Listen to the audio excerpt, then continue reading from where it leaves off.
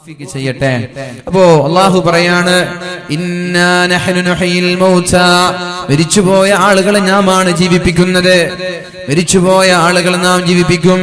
വനക്തുബു മാ ഖദ്ദമൂ വആഥാറഹും വകുല്ല ശൈഇൻ അഹ്സൈനാഹു ഫീ ഇമാമിൻ മുബീൻ. ഖുർആൻ ഓതുമ്പോൾ ശ്രദ്ധിക്കണം. ഇന്നാ നഹ്നു നുഹ്യിൽ മൗതാ, മരിച്ചുപോയാൽ ഖബറിലേക്കൊന്നും വരൂല എന്ന് പറയുന്ന ആളുകളുണ്ട് അല്ലേ? മരിച്ചുപോയാൽ അവർക്ക് വേണ്ടി യാസീൻ ഓതിയാൽ, അവർക്ക് വേണ്ടി ഖുർആൻ ഓതിയാൽ, അവർക്ക് വേണ്ടി സ്വതക്ക നൽകിയാൽ ഒന്നും വരൂല എന്ന് വിശ്വസിക്കുന്ന ആളുകളുണ്ട്. ബക്കറ്റിലേക്ക് ക്യാഷ് ഇടുമ്പോ മരിച്ചുപോയ ഉമ്മയുണ്ടെങ്കിൽ, മരിച്ചുപോയ ഉപ്പയുണ്ടെങ്കിൽ, മരിച്ചുപോയ കുടുംബക്കാരുണ്ടെങ്കിൽ, സ്നേഹിതന്മാരുണ്ടെങ്കിൽ, അള്ളാഹുവേ അവരുടെ ഖബറിടത്തിലേക്ക് ഇതിന്റെ പ്രതിഫലം എത്തിച്ചു കൊടുക്കണേ എന്ന് പറഞ്ഞിട്ട് എന്തെങ്കിലും നല്ല മാന്യമായ സംഭാവന ചെയ്യുക. അള്ളാഹു തൗഫീഖ് ചെയ്യട്ടെ.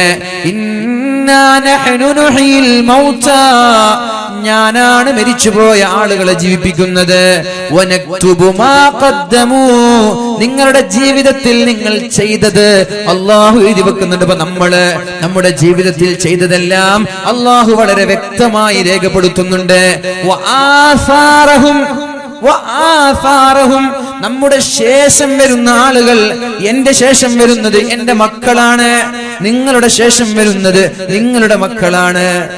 അപ്പോ ഞാൻ മരിച്ചു, എന്റെ ഖബറിടത്തിൽ ഞാൻ കിടക്കുമ്പോ എനിക്ക് 4 or 5 നല്ല സാലിഹീങ്ങളായ മക്കളുണ്ടെങ്കിൽ, ഈ 5 മക്കൾ നിസ്കരിക്കുന്നുണ്ട്, 5 മക്കൾ സ്വതഖ ചെയ്യുന്നുണ്ട്, 5 മക്കൾ ഖുർആൻ ഓതുന്നുണ്ട് എങ്കിൽ ഇവരുടെ നന്മകൾ ഉപ്പയുടെ ഖബറിടത്തിലേക്ക് വരും. 5 മക്കളുടെ. ഇനി ആ മക്കൾക്കും സാലിഹീങ്ങളായ മക്കളുണ്ട്, അത് ഉപ്പയുടെയും ഉപ്പൂപ്പയുടെയും ഖബറിലേക്ക് വരും. 7ഓളം തലമുറയിലേക്ക് അവർ ചെയ്യുന്ന നന്മകൾ കടന്നു വരുമെന്നാണ്. അതുകൊണ്ട് മക്കളെ സ്വാലിഹാക്കാൻ അധ്വാനിക്കേണ്ടത്. അല്ലാഹു തൗഫീഖ് ചെയ്യട്ടെ. ഭീമമായ തുകകൾ നൽകി ഭൗതികതയുടെ പിന്നാലെ പോകുമ്പോ ഞാൻ നിങ്ങൾക്ക് പറഞ്ഞു തരട്ടെ. നമ്മുടെ നാട്ടിൽ ദാറുൽ ഹുദ ഇസ്ലാമിക് യൂണിവേഴ്സിറ്റിയുടെ ഒരു സ്ഥാപനം കാസർഗോഡിന്റെ ഹൃദയഭാഗമായ തളങ്കരയിൽ വളരെ പ്രശസ്തമായ രീതിയിൽ വളർന്നുകൊണ്ടിരിക്കുകയാണ്. 12 വർഷത്തെ വിദ്യാഭ്യാസം നൽകുന്ന ദാറുൽ ഹുദ സംവിധാനം നിങ്ങൾക്ക് പരിചയപ്പെടുത്തി തരേണ്ട ആവശ്യമില്ലാത്ത വിധം ലോകത്തിന്റെ മുക്കുമൂലകളിൽ പ്രശസ്തി ആർജിച്ചു കൊണ്ടിരിക്കുന്ന സ്ഥാപനമാണ് അല്ലേ? 12 വർഷത്തെ വിദ്യാഭ്യാസമാണ്. സമസ്ത കേരള ജംഇയ്യത്തുൽ ഉലമയുടെ കീഴിൽ 5ാം ക്ലാസ്സിലെ പൊതുപരീക്ഷ പാസ്സായ മക്കളുള്ള ആളുകൾ ഈ സദസ്സിലുണ്ടാകും. പൊതുപരീക്ഷയിൽ 5ാം ക്ലാസ് പാസ്സായ മക്കൾ ഇപ്പൊ അപേക്ഷിക്കേണ്ട സമയമാണ്. പരിശുദ്ധ റമളാൻ 20 വരെ ഓൺലൈൻ വഴി അപേക്ഷിക്കേണ്ട സമയമാണ്.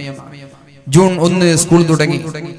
ഒരു മാസത്തിൽ 10,000 കൊടുത്ത്, 6,000 കൊടുത്ത്, 3,000 കൊടുത്ത് മക്കളെ സ്കൂളിലേക്ക് പറഞ്ഞേക്കുന്ന രക്ഷിതാക്കൾ.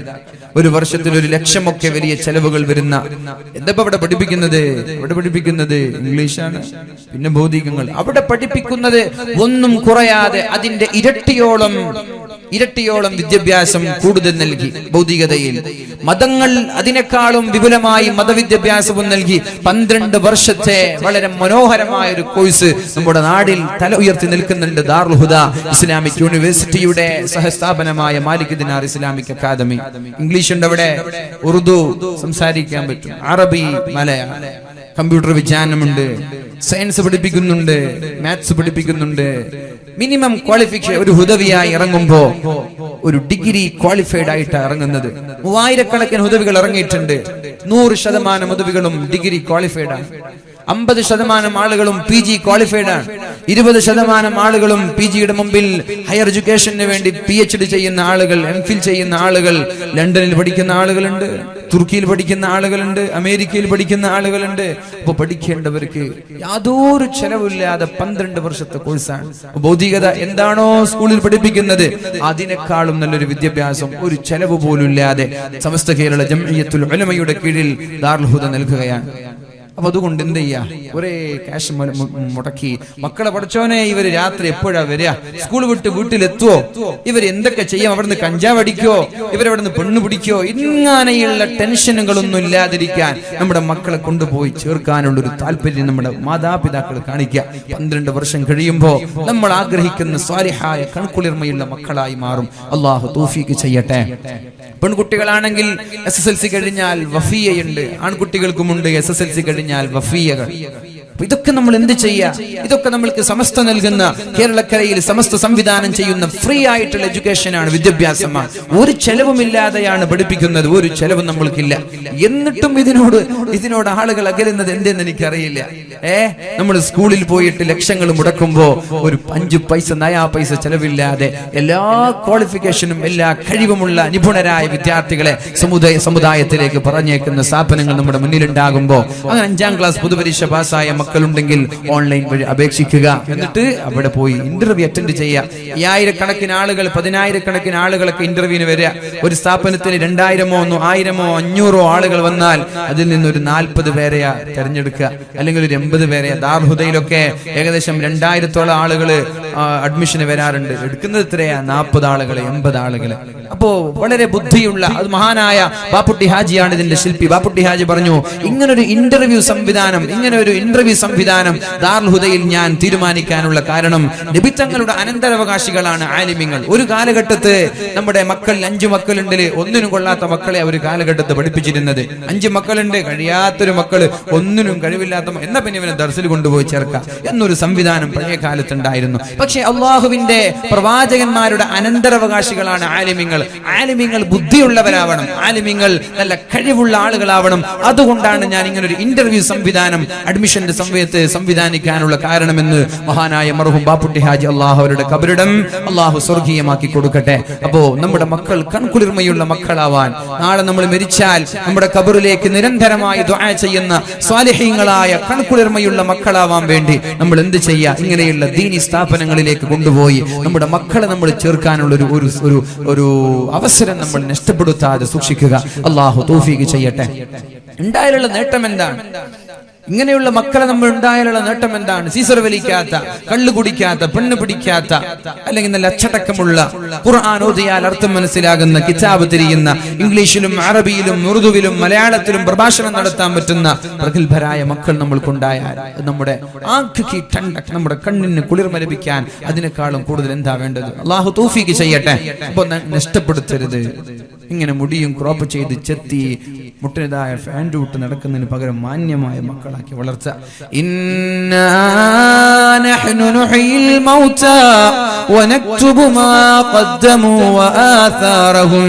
മരിച്ചുപോയ ആളുകളെ നാം ജീവിപ്പിക്കും. വനക്തുബു മാ ഖദ്ദമു, നിങ്ങൾ ജീവിച്ചിരിക്കുന്ന സമയത്ത് ചെയ്യുന്നതെല്ലാം നാം രേഖപ്പെടുത്തുന്നുണ്ട്. വആഥാറഹും, നിങ്ങളുടെ ശേഷം വരുന്ന ആളുകൾ അഥവാ നിങ്ങളുടെ മക്കൾ.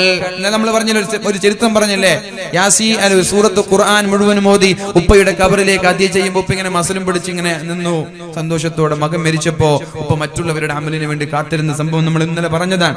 അപ്പൊ നമ്മൾ അങ്ങനെ മക്കൾ ഉണ്ടാക്കിയാൽ ആ മക്കൾ ഓതുന്ന ഫാത്തിഹ, ആ മക്കൾ ഓതുന്ന ദുആ, ആ മക്കൾ ഓതുന്ന പ്രാർത്ഥന, അത് മാതാപിതാക്കളുടെ ഖബറിലേക്ക് കടന്നു വന്നുകൊണ്ടിരിക്കും. അല്ലാഹു തൗഫീഖ് നൽകട്ടെ, അല്ലാഹു തൗഫീഖ് നൽകുമാറാവട്ടെ. മൻ സന്ന ഫിൽ ഇസ്ലാമി സുന്നതൻ ഹസന, ഇസ്ലാമിൽ ഒരാൾ ഒരു നല്ല കാര്യം തുടങ്ങിയാൽ, നല്ല കാര്യം ചെയ്താൽ, അഥവാ ഒരു സ്വാലിഹായ മക്കളെ ഉണ്ടാക്കിയാൽ, സ്വാലിഹായ മക്കൾ നല്ല കാര്യമാണല്ലോ, ഫലഹു അജ്റുഹാ, അതിന്റെ പ്രതിഫലം അവനുണ്ട്. വഅജ്റു മൻ അമില ബിഹാ, മജ്ലിസുൻ നൂർ ഉദ്ഘാടനം ചെയ്തത്, അതിന് തുടക്കം കുറിച്ചത് മഹാനായ ഹൈദർ അലി ശിഹാബ് തങ്ങളാണ് അല്ലേ. മജ്ലിസുൻ നൂറിന് തുടക്കം കുറിച്ചതാരാ? ഹൈദർ അലി ശിഹാബ് തങ്ങൾ. ഹൈദർ അലി ശിഹാബ് തങ്ങളോട് മഹാനായ പാണക്കാട്ട് പൂമുത്ത്, പാണക്കാട്ട് സർമുല്ല, പ്രബുദ്ധ കേരളത്തിന്റെ അവസാന വാക്ക് ഹൈദർ അലി ശിഹാബ് തങ്ങളോട് ചാനലുകാർ ചോദിച്ചു, എന്തേ ഇങ്ങനെ ഒരു മജ്ലിസുൻ നൂർ തുടങ്ങാനുള്ള കാരണം? അതിനുള്ള കാരണം എന്താ? എന്താണ് നിങ്ങളെ പ്രേരിപ്പിച്ചത് എന്ന് ചോദിച്ചപ്പോ ഹൈദർ അലി തങ്ങൾ പറഞ്ഞ മറുപടി, എന്റെ വന്യപിതാവ് മഹാനായ പൂക്കോയ തങ്ങൾ, ഞങ്ങൾക്കൊരു രോഗമുണ്ടായാൽ, ഞങ്ങൾക്കൊരു അസുഖമുണ്ടായാൽ മജ്ലിസുൻ നൂറിന് പകരം മജ്ലിസുൻ നൂർ എന്നില്ലല്ലോ, ബദരീങ്ങളുടെ പേര് ഉച്ചരിച്ച് ബദരീങ്ങളുടെ 313 പേര് പറഞ്ഞ് ഞങ്ങളുടെ തലയിൽ ഊതുമായി പോകുമായിരുന്നു, ഞങ്ങൾക്ക് ശിഫ ലഭിക്കുമായിരുന്നു എന്ന് ഹൈദർ അലി ശിഹാബ് തങ്ങൾ പറഞ്ഞു. ഇതിൽ നിന്നാണ് ഞാൻ മനസ്സിലാക്കിയത്, ഇന്ന് വളരെ വ്യാപകമായി പടർന്ന് പന്തലിച്ചു കൊണ്ടിരിക്കുന്ന മാറാവ്യാധിയായ ക്യാൻസർ പോലെയുള്ള അസുഖങ്ങളിൽ നിന്ന് രക്ഷപ്പെടാൻ ബദ്രീങ്ങളെ വിളിച്ചിട്ട് നമ്മളൊന്ന് ദുആ ചെയ്യാ.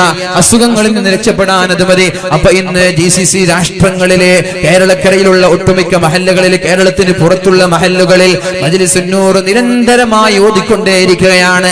അതിന്റെ പ്രതിഫലം മഹാനായ ഹൈദർ അലി ശിഹാബ് തങ്ങൾക്ക് ലഭിച്ചുകൊണ്ടേയിരിക്കുകയാണ്. സമസ്ത കേരള ജംഇയ്യത്തുൽ ഉലമയുടെ 10,000-കണക്കിന് മദ്രസകളിൽ ദിവസേന 3 സ്വലാത്ത് ചൊല്ലുന്നുണ്ട്. അതിനാരാണോ തുടക്കം കുറിച്ചത്? മഹാനായ ബാഫഖി തങ്ങളാണ്. അവരുടെ ഖബറിലേക്ക് നിരന്തരം പോയിക്കൊണ്ടിരിക്കുകയാണ്. എല്ലാ പള്ളികളിലും ഹദ്ദാദ് ചൊല്ലാറുണ്ടല്ലോ. 10,000-കണക്കിന് പള്ളികളിൽ വെച്ച് ഹദ്ദാദ് ചൊല്ലുമ്പോ അതിന്റെ ശ്രേഷ്ഠത ആർക്കാണ് പോകുന്നത്? സാഹിബുൽ ഹദ്ദാദ്.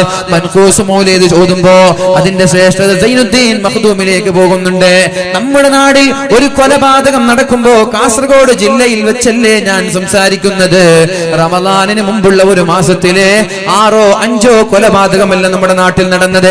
എത്രത്തോളം നിസ്സാരമായിട്ടാണ് കൊലപാതകങ്ങളെ കാണുന്നത്. ഒരു പക്ഷിയെ പോലും വെറുതെ കൊല്ലരുത് എന്ന് പറഞ്ഞ മതമല്ലേ നമ്മുടെ മതം. ഒരു പക്ഷിയെ പോലും വെറുതെ കൊല്ലരുത്.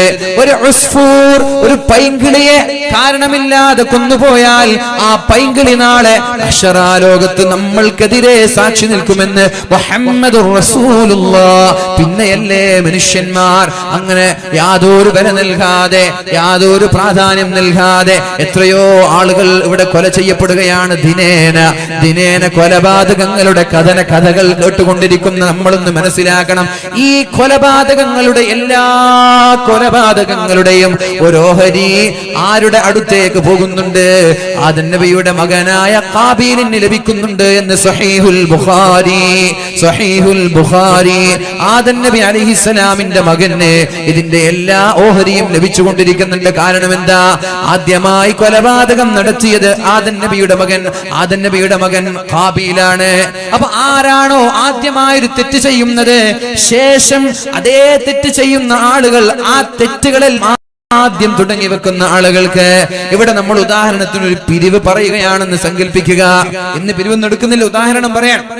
ഇപ്പൊ ഞാൻ നിങ്ങളോട് ചോദിച്ചു, ആരാണ് 5,000 രൂപ അല്ലെങ്കിൽ ഒരു 2,000 രൂപ അല്ലെങ്കിൽ ഒരു 10,000 രൂപ ഈ ദീനിയായ സംരംഭത്തിന്, ഈ ദീനിന്റെ നിലനിൽപ്പിന് വേണ്ടി ചെലവഴിക്കാൻ തയ്യാറുള്ളവർ കൈപ്പൊക്കൂ എന്ന് പറയുമ്പോ പെട്ടെന്നൊരാൾ കൈപ്പൊക്കി, ഞാൻ തരാം ഉസ്താദേ. അപ്പൊ ഒരാൾ കൈപ്പൊക്കി. അത് കണ്ടപ്പോഴാണ് ബാക്കിലുള്ള ആള് ഞാൻ തരാം, മുമ്പിൽ മറ്റൊരാള് ഞാൻ തരാം, സ്റ്റേജിലുള്ള ഒരാള് ഞാൻ തരാം, ബാക്കിലുള്ള പെണ്ണുങ്ങൾ ഒരു 10 ആള് ഞാൻ തരാം, 100 ആളുകൾ ഞാൻ തരാം എന്ന് പറഞ്ഞ് ഏറ്റെടുത്താൽ 100 ആളുകൾക്കും അതിന്റെ പ്രതിഫലമുണ്ട്.